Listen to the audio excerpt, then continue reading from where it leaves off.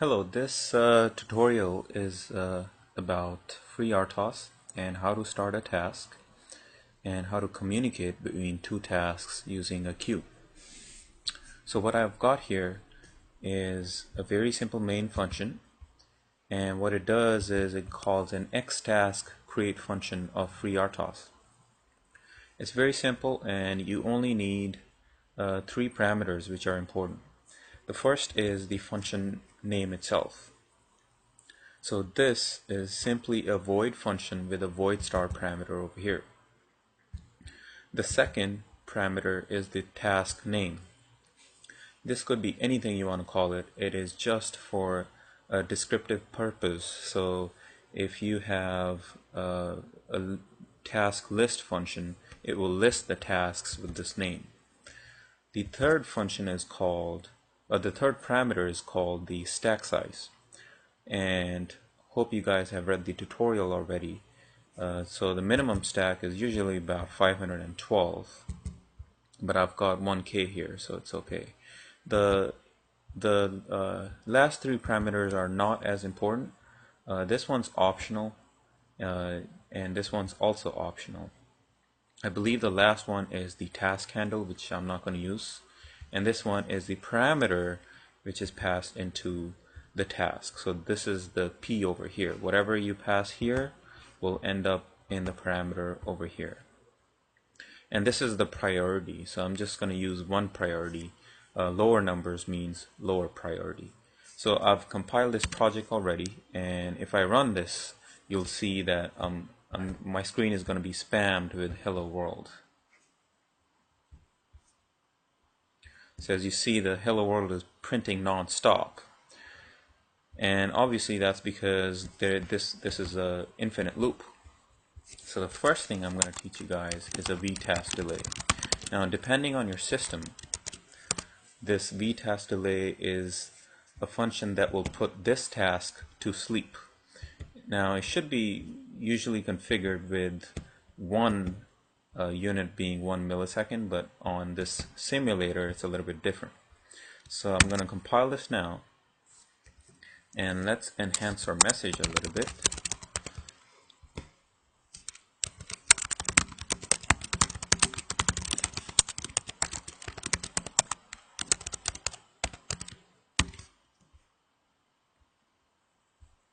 And as you see, now we see hello world 1, 2, 3, 4, 5, and so forth. As you can see, it's not really a 100 millisecond delay, but on an embedded processor it should be usually 100 millisecond precisely. So this is a very simple task that prints hello world, and one of the rules you have to follow is your task must not exit. So it must always be in an infinite loop. So let's elaborate this project, this sample project, and we are now going to create two separate tasks. So I'm just going to copy and paste this task, and let's name this the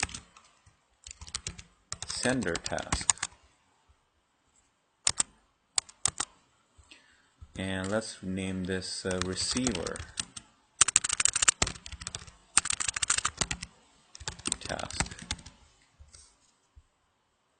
Okay, and what I'm going to try to do is the sender task is going to send something over to the receiver task. So I'm going to change this message and say send %i to receiver task.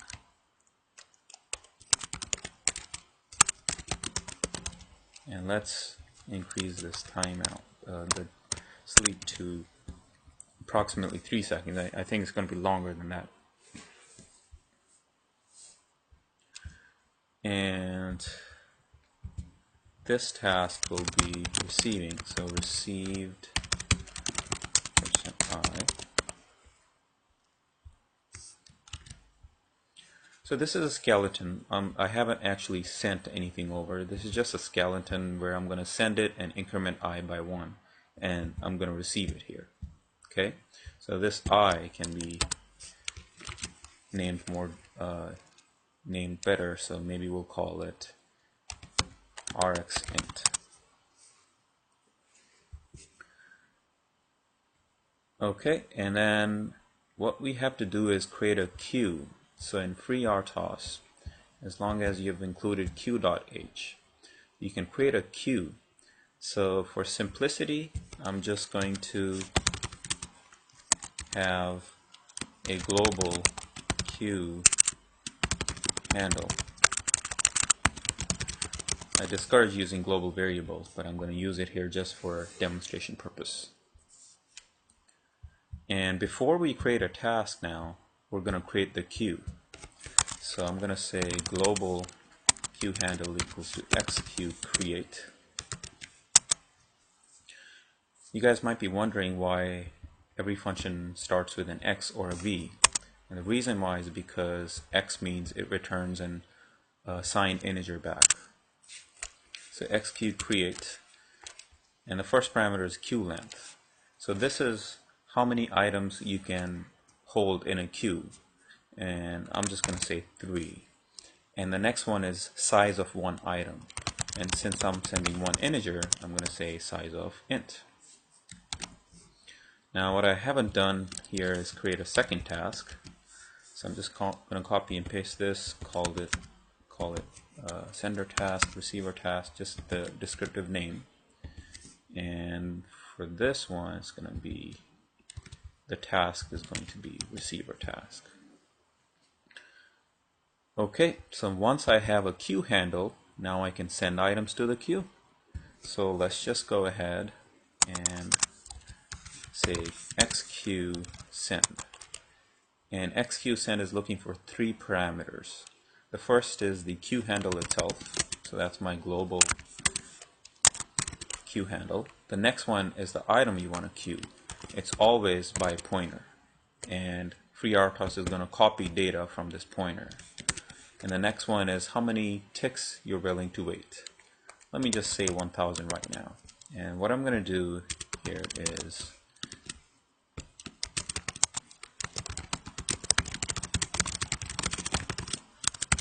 a simple print message saying if I can't send to the queue, then print this message. And we will get to this in a little bit.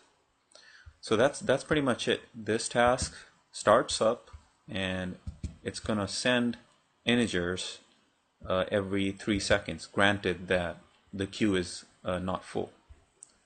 On the other side, you might guess it's just going to be xQueue_receive queue handle.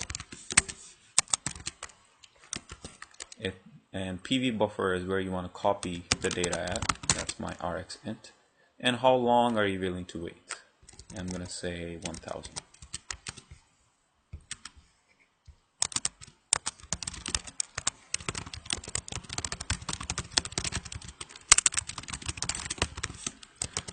So let's talk about when I'll get to the else statement. So xQueue_receive is an intelligent function. When you call it, you're saying that I'm willing to wait 1 second to receive an item. And within 1 second, if I don't get anything, then you'll get here. This is very important because this timeout is not a dumb timeout. The CPU is going to be put to sleep if nobody queues anything for us. And as soon as somebody queues data for us, the CPU will wake up this task. So this is essentially saying, I'm going to wait 1000 milliseconds, and anytime you have somebody send data to the queue, wake me up. But if 1000 millisecond elapses, then the xQueue_receive is going to fail, therefore I'll get over here. So I'm going to compile this, and let's see how it runs.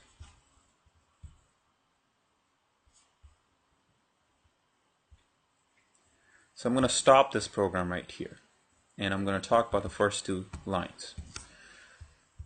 What's happening here is this task starts up and it says send 0 to receiver task. And then this task went to sleep for 3 seconds. That's why nothing came out after. Meanwhile, as soon as you sent an item over here, FreeRTOS woke up this task, and this task immediately printed received 0, as you see over here. So this is a very simple demonstration of how one task is sending data to the other task.